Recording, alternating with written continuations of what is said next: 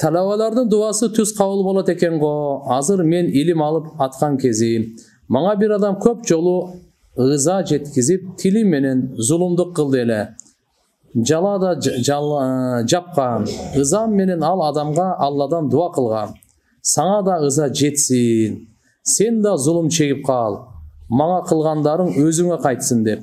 Ошол дуаларым үчүн ичимен бушайман, кыжалат болуп жүрөм. Балким дуам кабыл болуп калдыбы деп.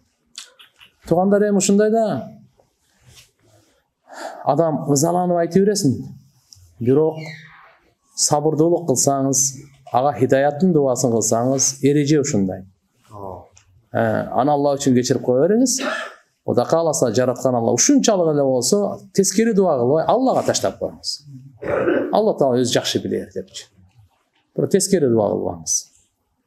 Бир таанышым машинасы менен давачыларды алыс жолго акы албастан Аллахтын ыраазылыгы үчүн жеткизип барып келиптир. Дават жолундагы чаң топуракка тозок оту арам болот деп, дөңгөлөктөгү жабышкан топурактарды бир пакетке чогултуп, мен өлгөндө кабырыма ушул топуракты салгыла деп, үйдөгүлөрүнө аманат калтырыптыр.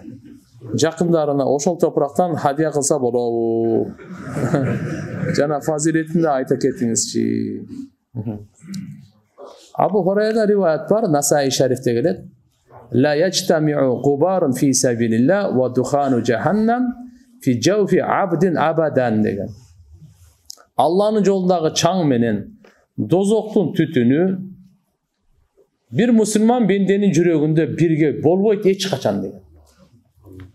Бул дегени кимге Алланын жолундагы чаң тийген болсо, ага дозок тиякта турсун, түтүнү да тийбейт деген да. Бул хадис. Ошо хадистин уландысында вала яжтамиу аш-шух вал иман, сарандык менен иман дагы экөө бир болбойт деген. Фи жауфи абдин абадан, бенденин жүрөгүндө бир мусулман иман болот же сараңдык, экөөнүн бирөөсү. Шух деп сараңдыкты айтат. Бардык мал, мүлк, башка нерседен сараңдыкты айтат. Экөө бир болбойт дейт. А мына болсо да риваяттарда келген бар, Абдулла ибн Мубарак болуш керек разияллаху анху, Алланын жолуна чыгып, жихад кылып, кармашып, чаң ал убактада. Чаң топтоп осият кылат эле.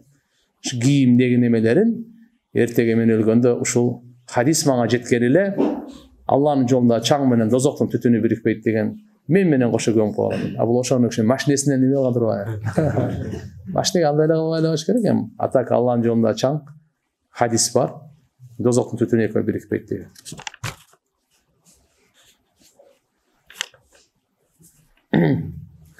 Устаз күйөөм менен 18 жыл жашадык, аябай арак ичет, запой менен көчөлөрдө жатып калып, балда бардыгына уят кылып бүттү. Кылбаганды кылды. 4-5 жолу даватка да чыктык, эч оңолгон жок. 2 жолу түрмөгө да барып келди. 3 балабыз бар. Эми Россияга иштегени кетип, балдарына каралашпайт. Башка аялга акча салып, контакт болуп жүрүптүр. Көңүлүм аябай калып калды. Жашагым келбей атат. Талак сурасам бербейм. Ошентип жүрө бер дейт. Устаз соранам, жооп берип коюңузчу, кандай кылсам болот? Талак алуу маселеси болсо, муфтиятка барыңыз. 15-чи кабинетке аларга айтып, алар чакырып, күйөөңүзгө кичине акыл насаат айтсын, жашасын жакшынакай, же болбосо бошотсун деп.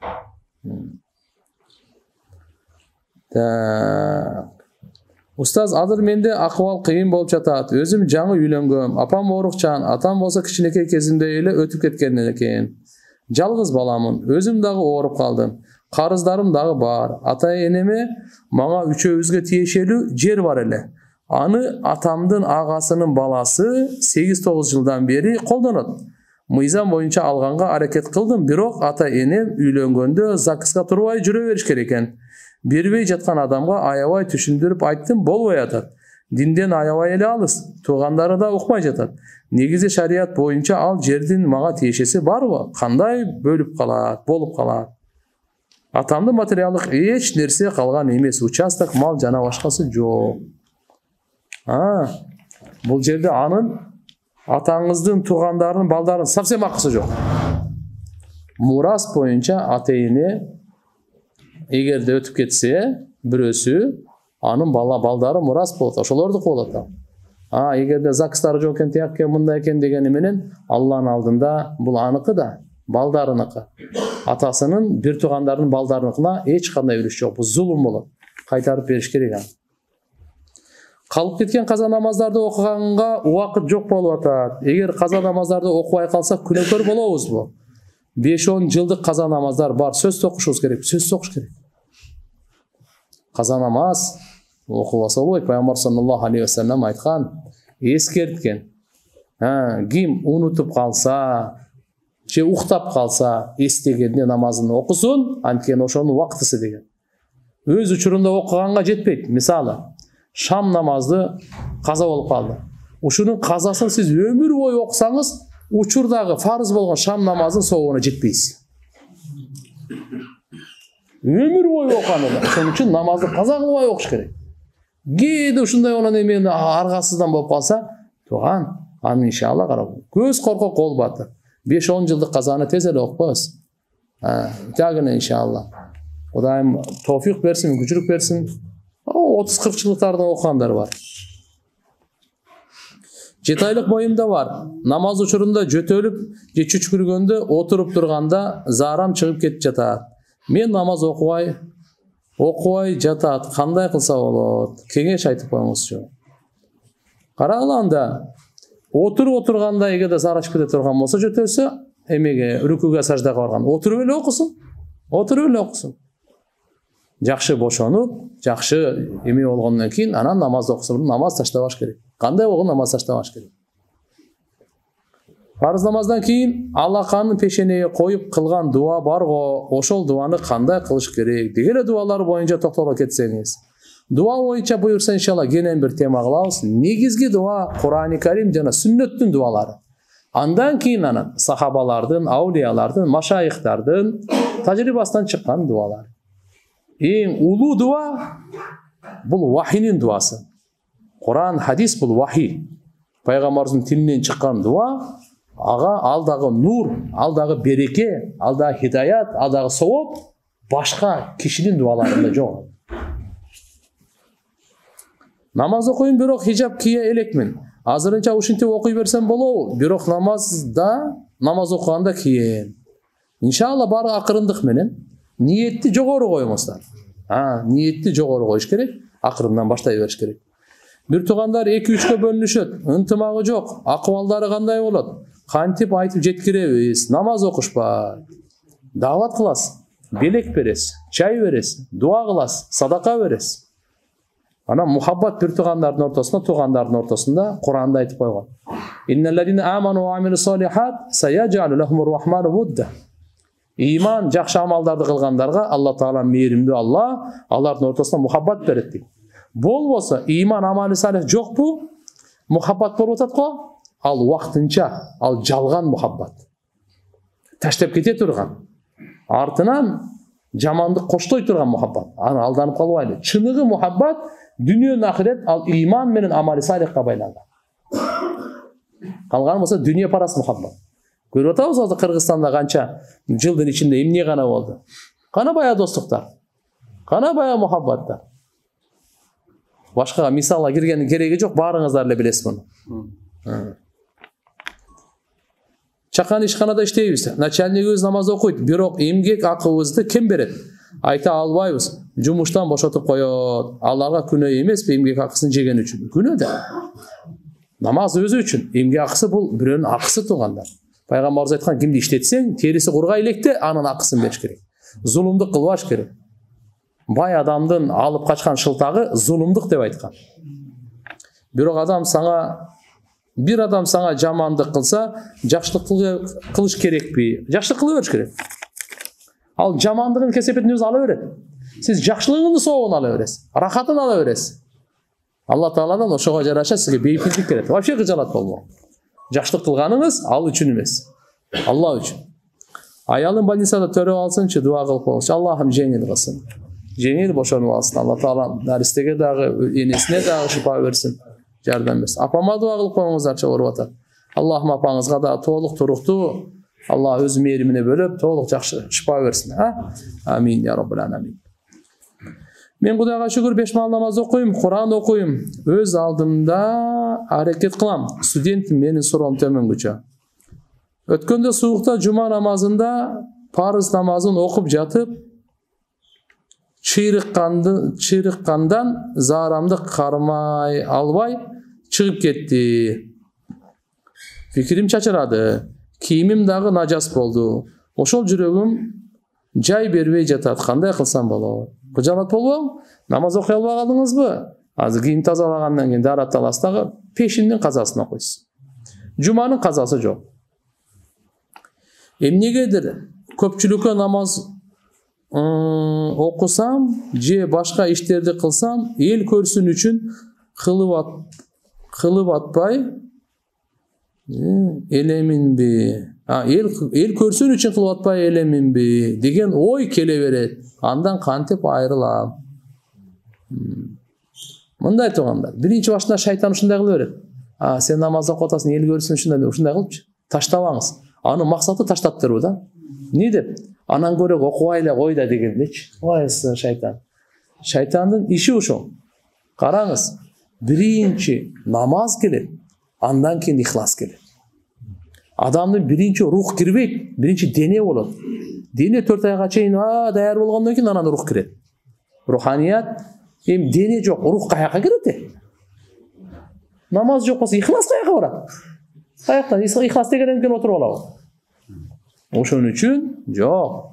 Намазды таштабаш керек. Албетте Алла үчүн кылып атам деп Алладан сурай бериш керек, ниет кыла бериш керек. Башкаларда ихластуулукка даават бере бериш керек. Окууда группалаш кыздар бар. Кээде алардан жардам сурап көбүрөөк сүйлөшүп, кээде кылган жардамына тамак аш алып берип коём. Мамиле жакшы, аларды сыйлайм. Күнөө эмеспи? Айтып коюңузчу сураныч. Фаттакуллаха мастатаат. Колуңуздан келишинче такыбалык кылыңыз. Жөндөн жөн эме кыла беришлик болбойт. Эртеге кичине азгырылып, акырын жакындатып, анан кийин жаман жолго түшүп калбаңыз да. Имандан ажырап калбаңыз.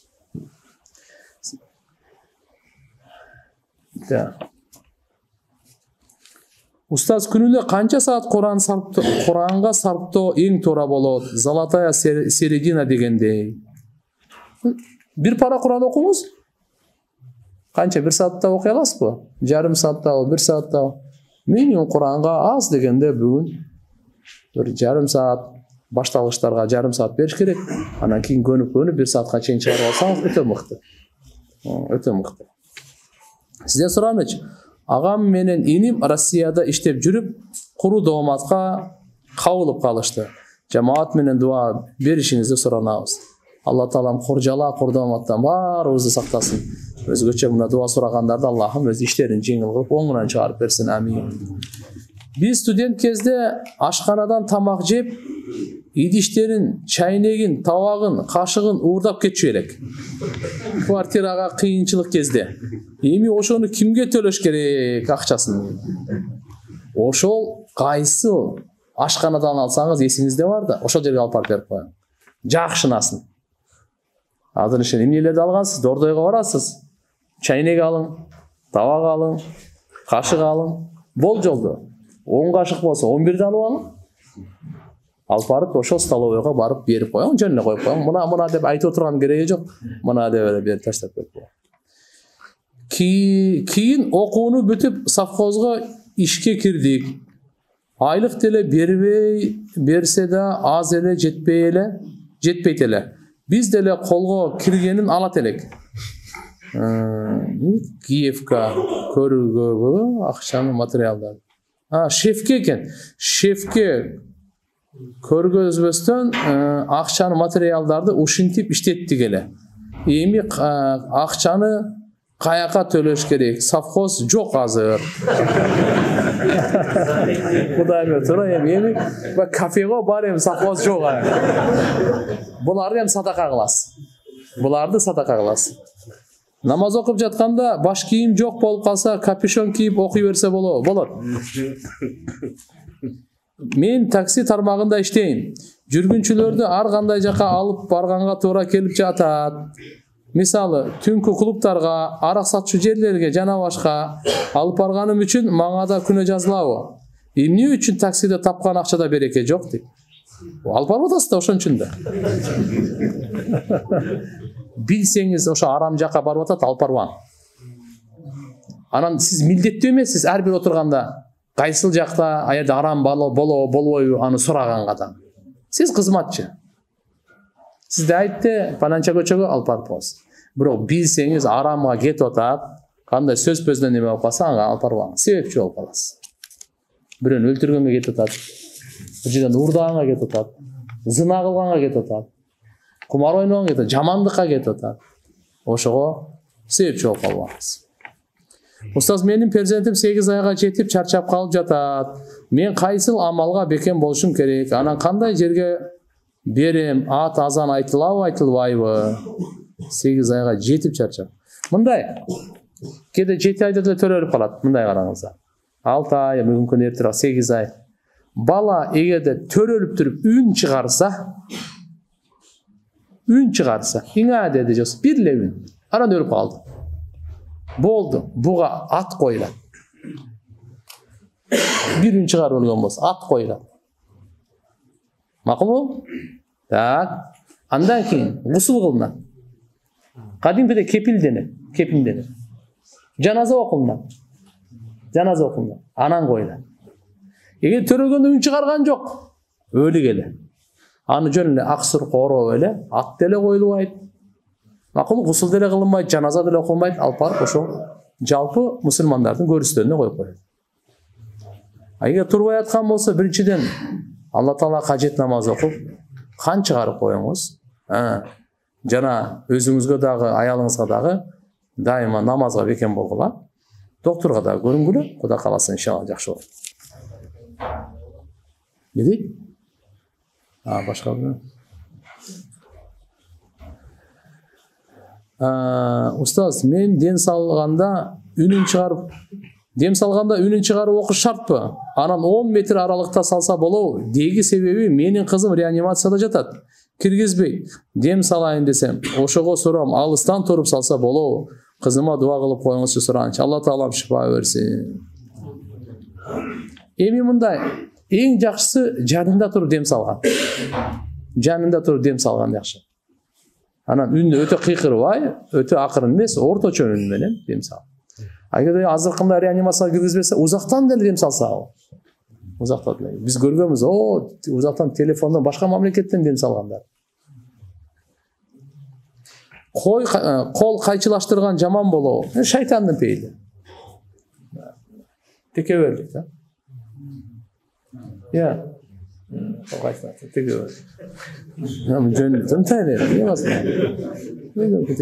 Намазда макру болот. Исламик банкта автофинансирование жолу менен рассрочка машина алса болобу? Наценка бар экен, ошо процент кредит болуп калбайбы? Процент кредит болбойт. Алсаңар болот. Өзүнүн ошо ислам принцип каржылоолору, эрежелери бар, ошону сактаңыз. Календар боюнча азыр багымдат намазы саат 6:50-дө кирет. 8:30-да күн чыгып, мечиттерде 7:30-да намаз окулат. Эгерде уктап калып 8-де туруп намаз окусаң, ошондо багымдаттын казасын окуп каласыңбы? Кээде ошондой убакытта туруп калам. Жок, каза болбойт. Жарым саат убакыт бар дагы. Намаз каза болот. Каза качан болот? Сиздин жазганыңызга карап 8:30-дан кийин каза болот. Ага чейин даже 8:25-те окусаңыз да каза эмес. Имамга уюп намаз окуганда кээде аттахият менен салаватты айтып бүткүчөм, имам салам берип калат. Мен да кошулуп салам беришим керекпи, же аягына чейин бүтүрүп салам берем? Же аттахият аягына чейин окуйсуз? Эгерде мисалы аттахиятка окуп атканыңызда эле салам берип калган болсо, аттахиятты абдуху ва расулун окуп, анан салам бересиз. Салават калып кетет. Имамга эргешиш керек болот. Мен мектепте окуйм. Жашым 15-те, 5 маал намаз окуйм. Мен күнүнө мечитке 2,5 саат беришим керекпи? Же бербей эле койсом болобу? Же күнөкөр болуп каламбы? Билбейм. 2,5 саат толук пайдасын айтып коесузбу? Мындай. Алла Таалам кабыл кылсын, машалла.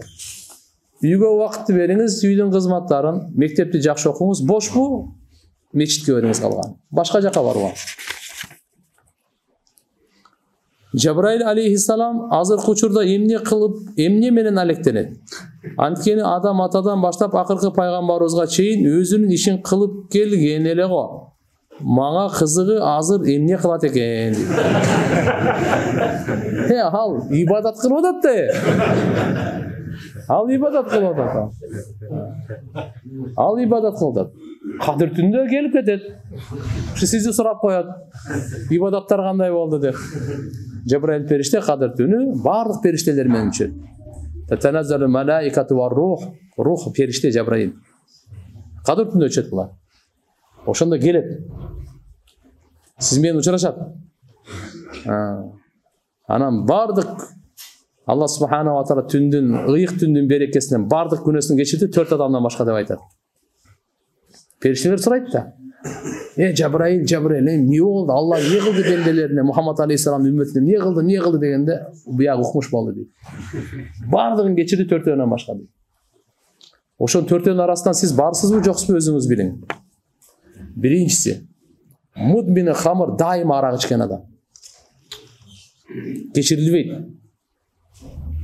Дайыма арак ичкен адам. Акли валидей, ата-энесине ак болгон бала, кечирилбейт. Катия рахим деп туганчылыкты үзүп, вообще отношение кылып алган болду. Бул кечирилбейт. Мушахин деп коет, кек сактагандар, кечирилбейт. Ушу 4-өнүн арасында мен бармынбы, жокмунбу, ар ким өзү талдап алайлы. Так, устаз сизге кээ бир адамдар суроо берет го мынтип. Менин досум же менин таанышым арак ичет, же болбосо зына кылат, иши кылып күнөө иштерин айтып. Ошол гыйбат болуп калбайбы? Айтайын дегеним сөз сиз айттыңыз го бир адамдын жаман иштерин башка адамдарга айтса күнөө болот деп. Адамды именной кылып айтпаңыз. Пананча деп эле азыркындай эле. Атын айтпасаңыз гыйбат болбойт. Атын айтпасаңыз гыйбат болбойт. Намазга кантип арабча ниет кылат? Үнүн үйрөтүп бересизби? Навайту ан усаллия. Жөн намаз окуганга ниет кылдым деп эле. Жөн кыргызча эле айтып бериңиз, эчтеке эмес. Я Алла, намаз окуганга мен ниет кылдым. Кайсы намаз? Куптан намазы. Калыс Алла Тааланын ыраазычылыгы үчүн Аллаху акбар. Имамга ыктыда кылып аткан болсоңуз, дагы ниет кыласыз. Намаз окуган өзүнчө, ыктыданын ниети өзүнчө. Мен имамга ыктыда кылдым, имамга багыштадым, имамга тапшырдым деген ниет болуш керек да. Акылуу? Так. Умра менен ажылыктын айырмасы кандай? Ажылык фарз. Ал ажылыктын убактысы 5 күн. Зилхиджа айы бар. Акыркы ай болуп эсептелинет. Ошонун 8, 9, 10, 11, 12. Ошол ажылык болот, 9 арафа, 10 курбан айт болот. 5 күн. Калган бардык күндөр умранык. Ажылык өмүрүнө бир жолу фарз, умра сүннөт. Биздин жетишкенимди досум көрө албайт, ичи тарыйт. Атам дашы бере турат. Анан досум дейт. Баягы маани бербейин десем деле берүүгө туура келет. Ажеке, ушундай дос менен чыныгы дос болуш керекпи? Чоң рахмат. Ажеке, сиз бизди Алла Таала үчүн жакшы көрөсүз. Алла разы болсун. Жөнөкөй болуш үчүн кандай амал кылсыз?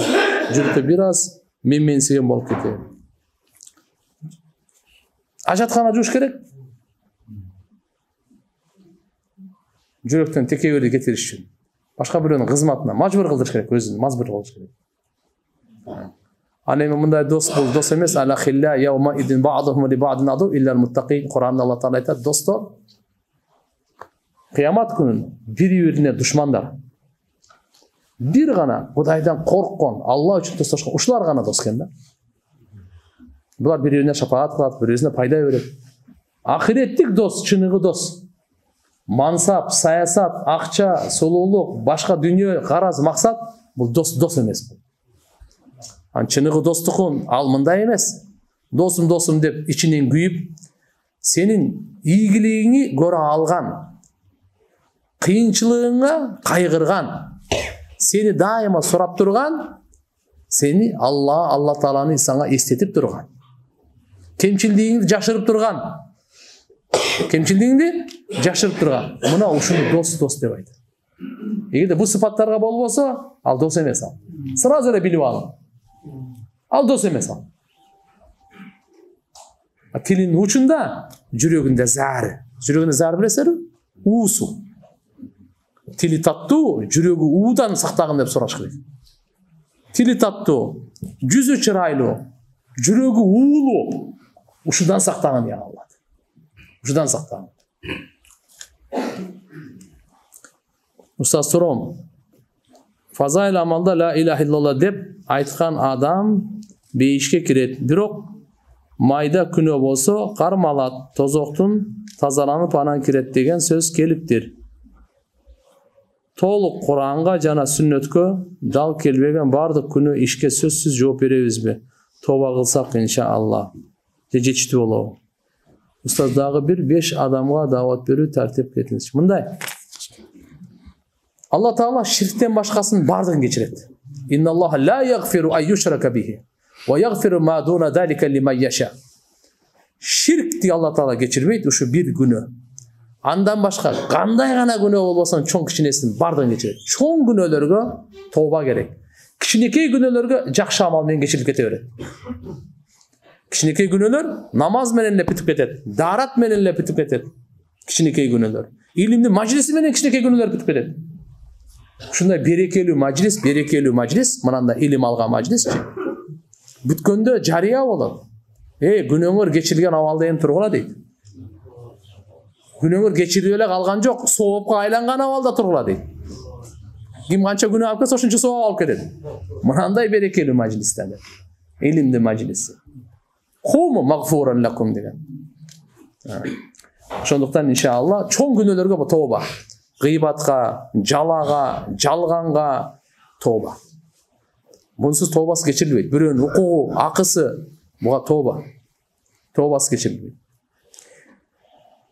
Sizden jana jamaat ata-энем bir tuğandarım üçün dua soranam. Үй-бүлөбүзгө бекем иман туура жол үчүн ден соолук, пайдалуу илим, жакшы кулук мүнөз сурайын. Allah Taala барыңыздар разы болсун. Рахмат Кудайым, өтө жакшы ниеттерди кылып, иншалла Кудайым баарыбызга берекелүү, нурлуу өмүр берсин Алла. Таквалуу жашоо берсин. Татыктуу жашоо берсин. Жаратканым күнөөлөрүбүздү кечирип, дуаларыбызды кабыл кылып, өзүнө жакын кылып, жүзүбүздө жер каратпа.